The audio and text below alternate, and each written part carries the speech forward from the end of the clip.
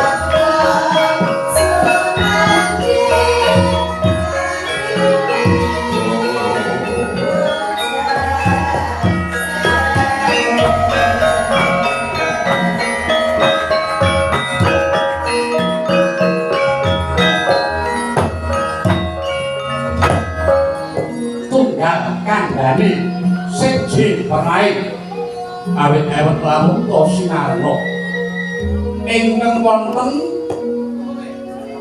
Padukuhan Jurang Porong nenggih menika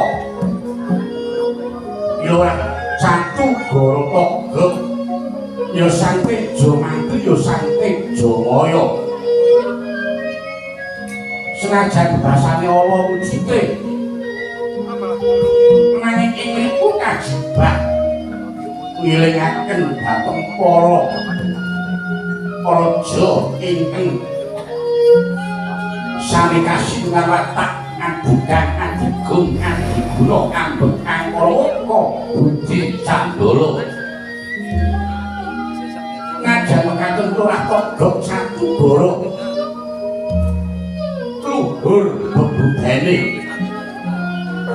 nalika semanten nuju sajuga nedhi lenggahke congkak wonten ing pendhapi dadak swanipun ingkang rayi tembilung sarata mila daya dene adarani paring gaya soro mendaya pangudas paraning griya ingkang dereng kali jiling pisan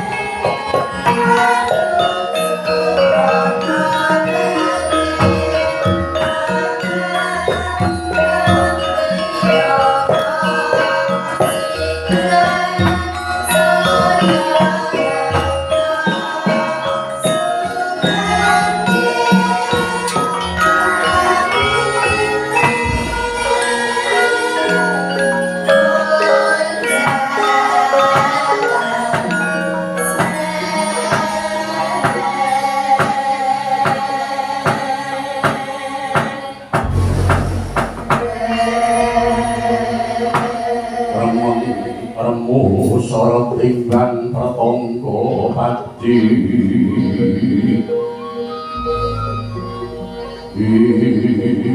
mawan seta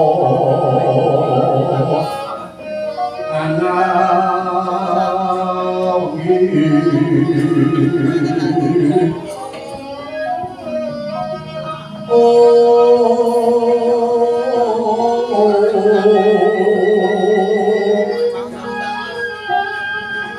hanggan ning adoko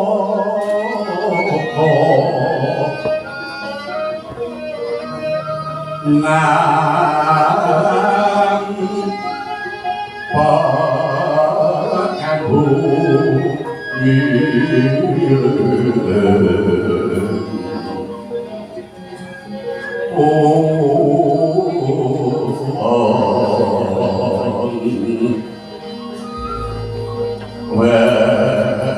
Sreping sarira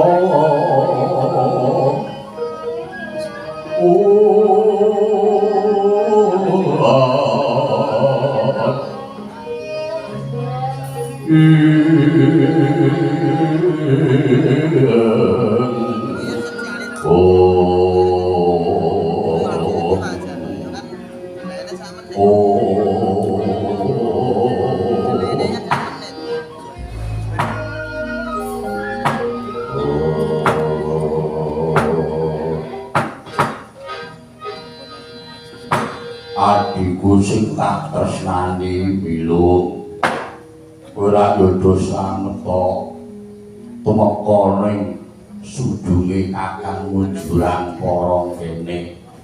Ayo ngastune Kakang Toto karo lanang Swijata.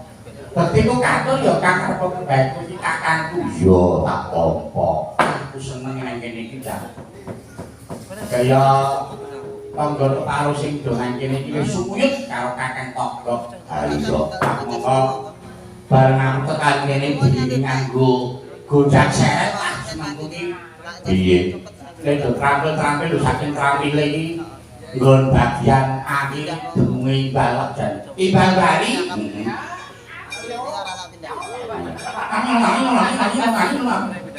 Ayo cak nom-nom ya ramukan ya trampil-trampil. Sesuk nek awak dhewe tas kancane cukup iki wae ya. Malah dayek mareng kaya ngene iki. Nek gampang diatur ya, Bang.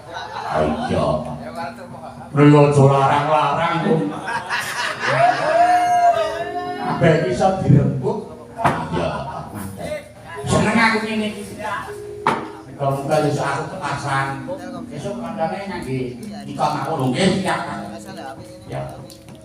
Ngendong ini ya aku ki jane rene iki rak rada kaget piye. Tak saran kok. Kayane sampeyan iki kok kaya jauh sebayane lho. Kaya ajak piye kaya rem-reman jane piye lho. Upama anu ki kendung kaya ketutukane gong kae lho. Jane ana apa to? Antok kembok menawa aku sing enom nek iso melu modali sing ruwet iso melu benengake banyu sing budhek iso nglepengake barang sing betok mbok ya crita ya ora marane to ya maksude padha kelakon ngono lho sing jejet apa sing betok dadi jejet ngono kae ayo jane apa to ngene lho aku ya perlu suwe jane rak ngimpi to ngimpi tak atulah ora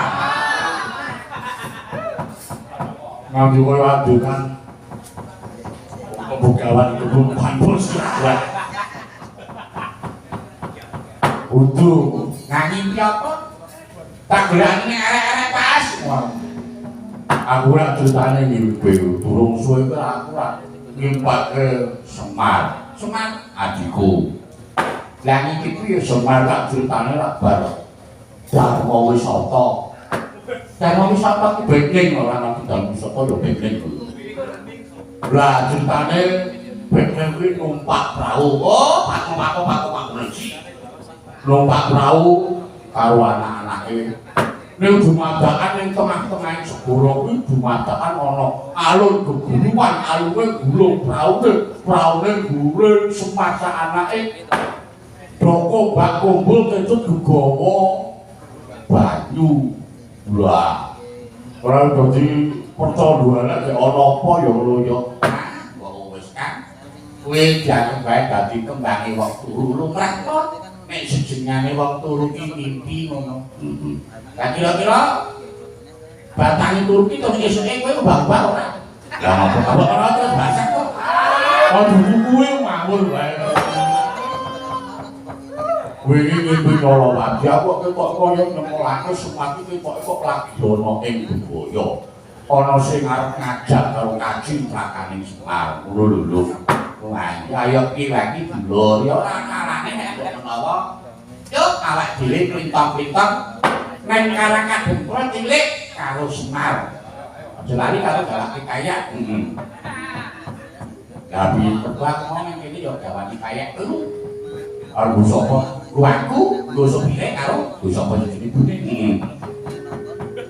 ya awak dhewe klintong-klintong kok nilai ning Karangkadung Semar ki jane nek apa kok ngimpimu rada nyolowati wandur kok kaya ora ana-anane nek awak dhewe ya pisan-pisan ki awak dhewe mertinju mertuwi karo Semar sak anak-anak iki jane ki dok selatan apa ora ngono to lho leng-leng indriya mangu-mangu ungkung kanduang limang lemo tanpa kandeng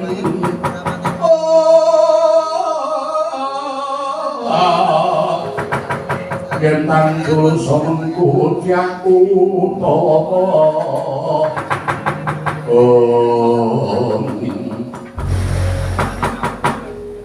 wah Nun Assalamualaikum wah ojo kaget kok aku sing teko ya Allah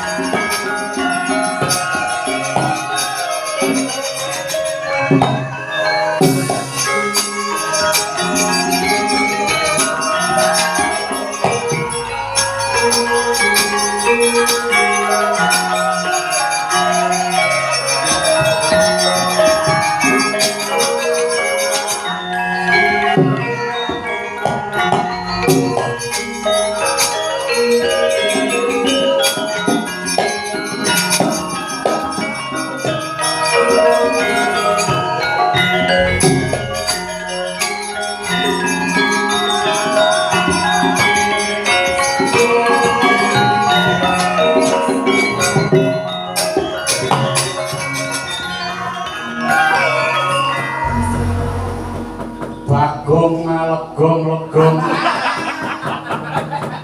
togok malegok legok tembilung kang sabu bandil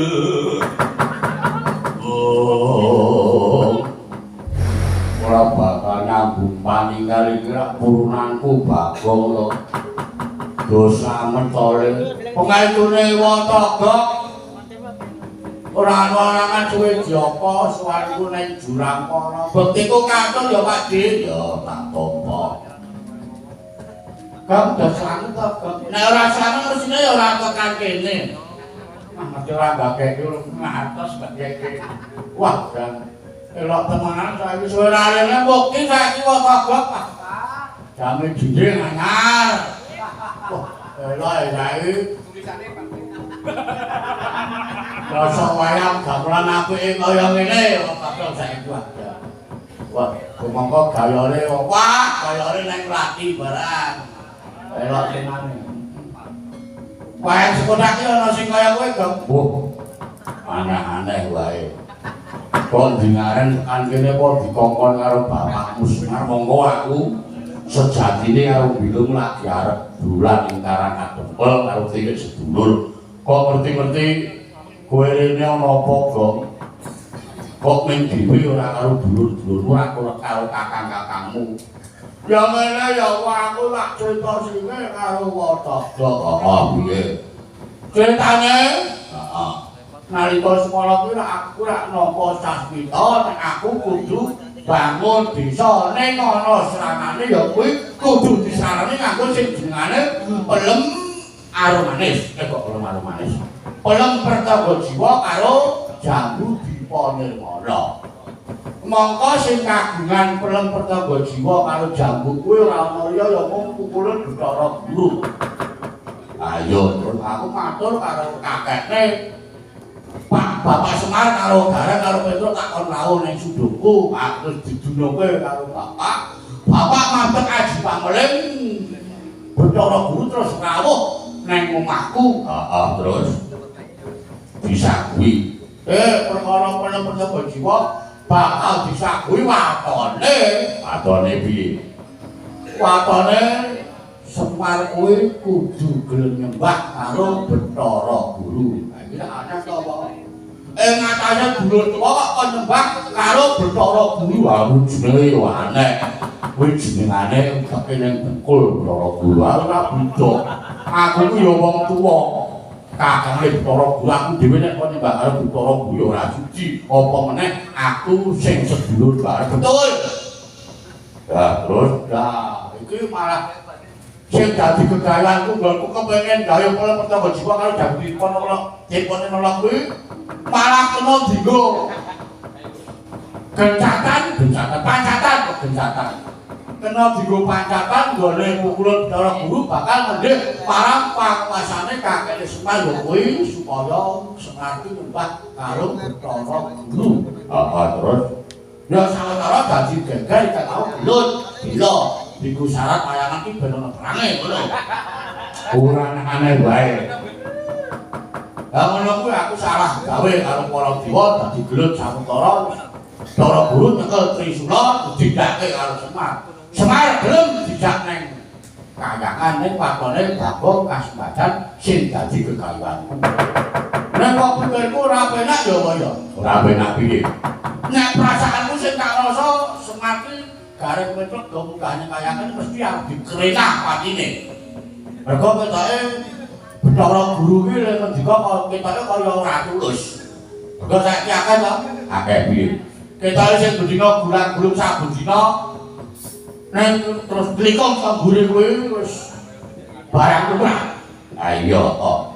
Kok pakrasaku ketoke kok bapak go munggahane kayangan kok ketoke mung ngajak patine ya. Engko gagek malah cemplungke ning kawah Candra Dimuka ya kaya. Lah mulo aku suwan ana ngarsane Bathara Bathara. Bathara kuwi iya bener kan yo. Tak kok dewa kok ya. Bathara kuwi arep nyuwun tulung rene panjenengan Bathara sing dulur sing tuwa dhewe.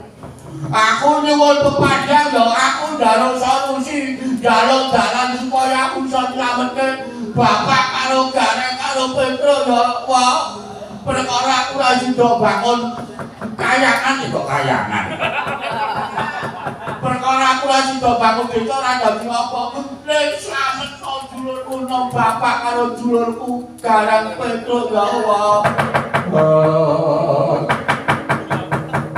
seseking ranang golongan gawe kelar magawe klariro bang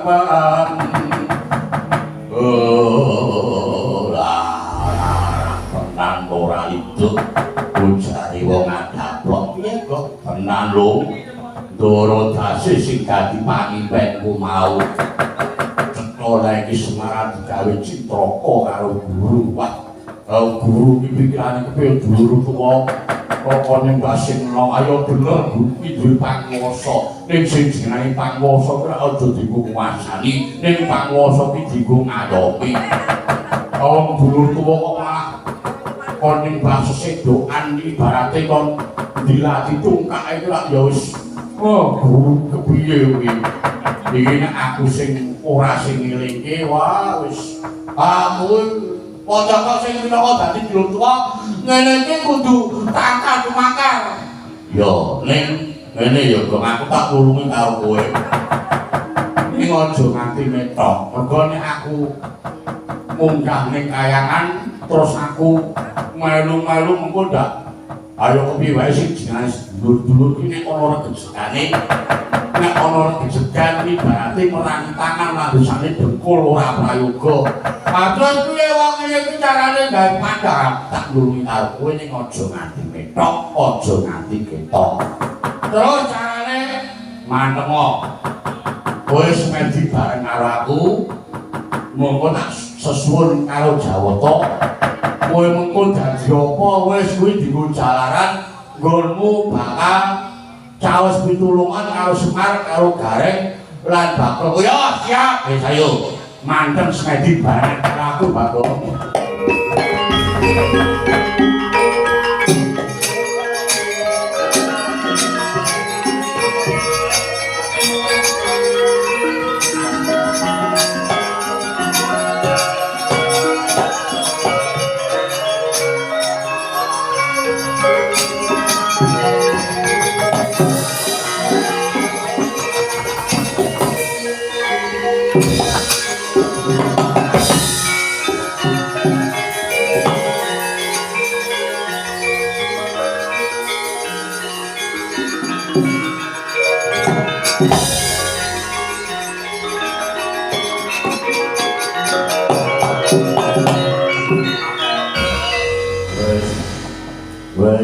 iki wis asil iki sing dadi panuwunku nyatane wis wis malih rupa. Oh sing kok dadi awakku dadi klungkret-klungkret kaya ngene iki.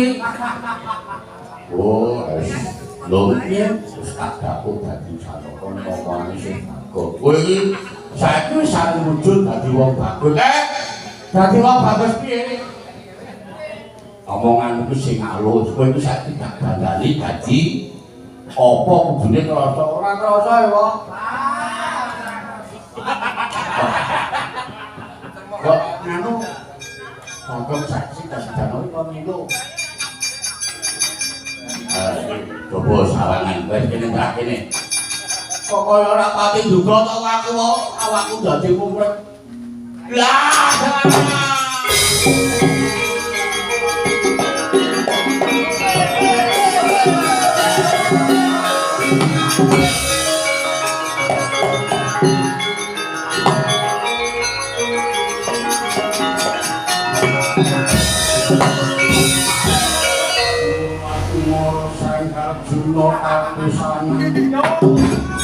es ngunyokan kamanus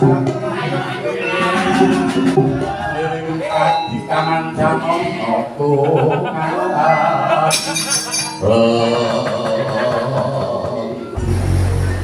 aku nedon nerima tanggulku ini aku sok dandani dadi pakok dadi pakok dandani dadi raden karo kowe raden permati raden wijenar kowe raden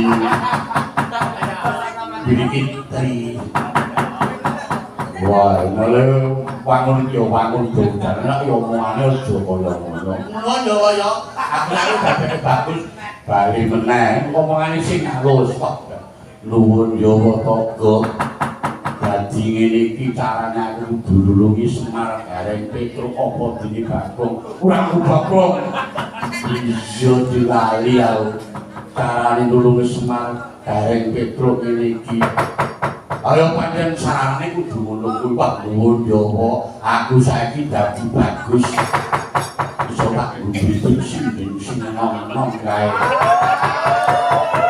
wis kowe percaya aku wae kowe ngiras pantes wis tak wenehi daya kekuatan mengkone sekirane Bathara Guru kuwi arep ngunos iku gawe cintrakane bapakmu karo Gareng apa dene Petruk mangsa Buddha nek perlu wirang-wirana Bathara Guru siap lakukan ben ngono aku tak munggah ning kayangan Suramadu Suralaya munggah ning kayangan Suralaya Dewa diora ngulungake marang Semar takon obrak-abrik kayangan Suralaya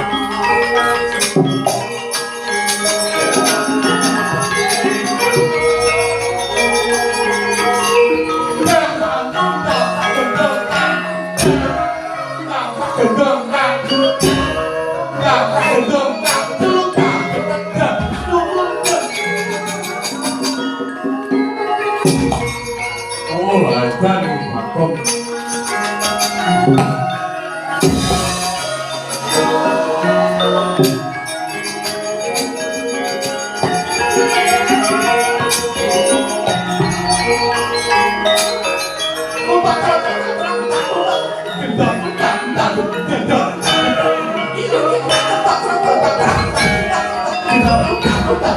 you.